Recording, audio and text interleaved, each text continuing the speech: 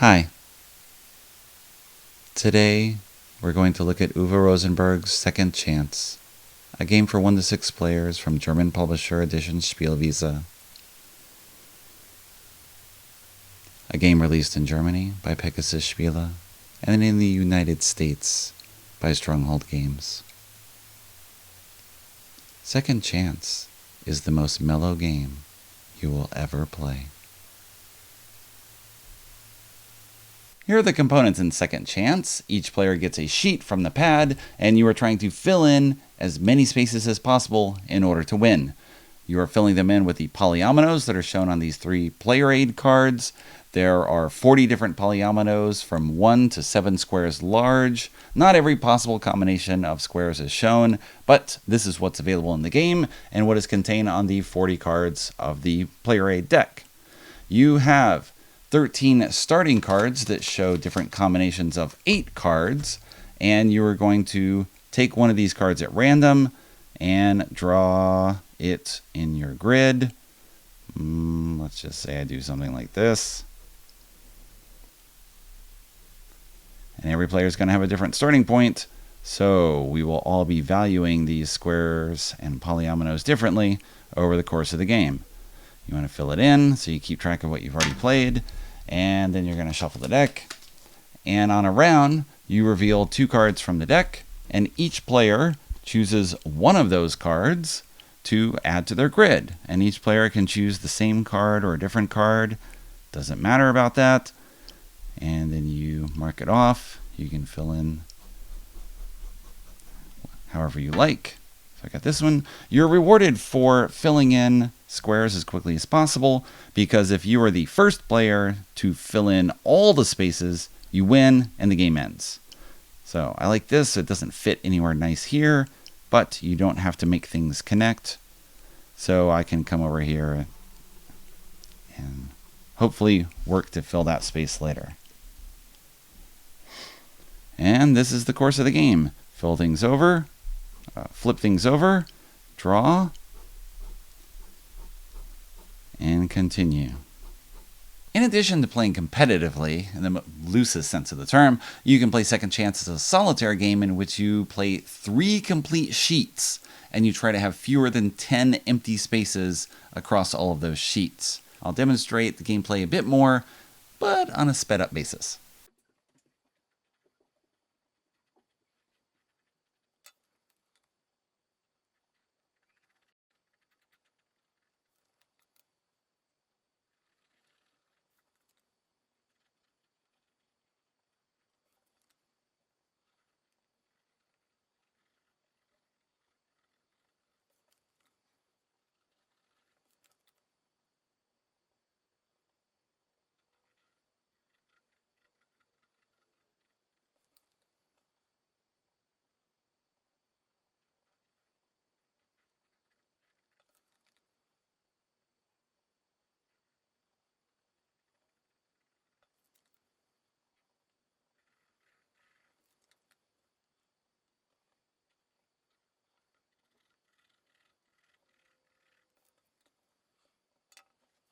Gameplay continues round after round, flipping over 2 cards, people drawing stuff into their grid, until one of 2 things happens. If the deck runs out, then everyone counts the number of empty spaces they have not filled, and whoever has the fewest empty spaces wins. That's straightforward, but if you flip over 2 cards and you cannot draw either of those cards into your grid, this is when you get a second chance. Neither of these cards fits into my grid, so I reveal the top card from the deck, and if I can draw this one into my grid, which I can do, then I'm still in the game.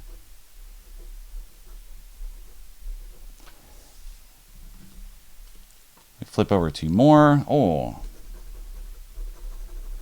got lucky there. I only have these 2 spaces left. Neither of those fit. I get a second chance, and I'm out. If you were the first player out, then you get to write a 1, because you're first, you're a very aggressive player trying to cover lots of spaces, and that covers 1 additional space in the grid. Now I have only 3 empty spaces left. As the rounds continue, players might drop out at different rates depending on how aggressive they were with choosing larger polyominoes and trying to fit them in the grid, or them doing a bad job possibly and leaving lots of spaces, and then you get the larger polyominoes that don't fit. You can keep track possibly of what's been revealed so far, so you know what is possibly going to be revealed in the future. You can be hoping for particular shapes to come up, but they may or may not, just depending on chance, however you shuffle that deck. If someone fills out their grid completely, game over, they win. If you drop out, you just watch, and once everyone has dropped out, or the deck has run out, and if not all people can get their second chance when the deck runs out, then no one gets a second chance, and the game just ends.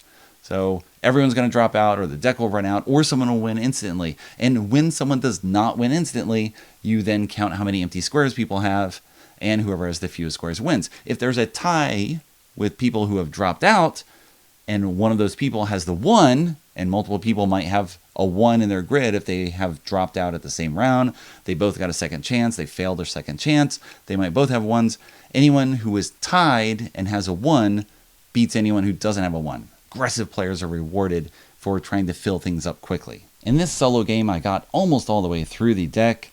There were only a few cards left. Only one of those would have actually fit because there was another one that was revealed in the early round that I did not take while I was trying to be aggressive and fill in lots of spaces this way. I played Second Chance a half dozen times on a review copy from Edition Spielwiese with 1 to 4 players, and the game experience is unusual in that it is so calm. Many designs get tagged with the multiplayer solitaire label, often used in a derogatory way, because the designs have players interact in an indirect manner, where perhaps there's a limited number of resources that we're trying to grab, and if you get there first, well then I can't get the thing, and I have to go some other route, build some other way, find a replacement, do something. Or there's races to get something and get some reward first. And it's weird that people don't like that. I mean, that's a lot of what life is, where you have these indirect competitions. If I'm creating a music album and I want to be number 1 on the charts, ideally I can just market it better, I can produce something that people like more, I can get more people out there promoting my own work.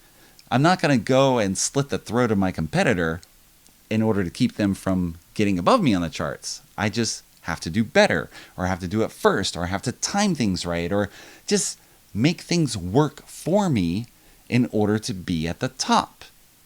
There's a lot of games along those lines, and Second Chance is a multiplayer solitaire, but it's the most calm and chill multiplayer solitaire I've ever done, because it's an experience more akin to completing a crossword puzzle, or doing a jigsaw puzzle, or doing one of those fill in the dot things where you're trying to make an image by filling in all the proper squares in the right way. Because you're competing, but you're really not competing. And the box even makes that clear. Do you want a game in which you draw patterns and then fill them in an attractive manner? This is that game. This is what you will do. You will fill in a grid and make patterns. And then at the end of the game, you'll look at that and you'll be like, oh, that looks neat. There's just this little satisfaction of flipping over the cards and finding the thing that fits perfectly in that particular space. And maybe you knew that was there. You were looking at the player aid cards. You knew that there were 2 things that could come up that would fit perfectly and get you out of this jam. And if not, well, maybe you get the 2, and then you get the little thing with 3, and maybe you can fill it in bit by bit. But if one of those 2 things comes up, oh, perfect. And now, what am I going to draw in it? Barbed wire image. Yeah, we'll do something like that. And other times it'll be sparkles and wavy line and stars and explosions and kittens and whatever you want to do in there. And you just get this little satisfaction of doing this. And what's funny is I can see certain people definitely not like this game experience, but this game does exactly what it's trying to do. It is trying to give you this chill, fill in the grid experience. Oh, you like patchwork? You like cottage garden? You like all these other Uwe Rosenberg designs? Here's another one. Very relaxing. Play it over dinner while you're waiting for the appetizers to arrive. If the appetizers come and you're in the middle of the game, you will just push it aside and be like, yeah, we can finish that later. Or we won't. Or whatever. We'll just get on with life. It's a very calm, weird, relaxing experience that, sure, maybe you'll win, that could happen. But you're not necessarily playing to win. You're sort of playing to fill time. That's what it feels like. I'm doing this thing, and I like looking at the thing, and I keep the old sheets in the box, and so I can look at the patterns that people have drawn in the past. Some people are less adventurous than others in terms of what they're drawing, but then other people really go all out and do something beautiful and just make this pattern that is interesting to look at. That one, not so much. But you create these pleasing little pieces of mini art in your game. Some more artsy than others. It just looks nice. It's fun to fill things in.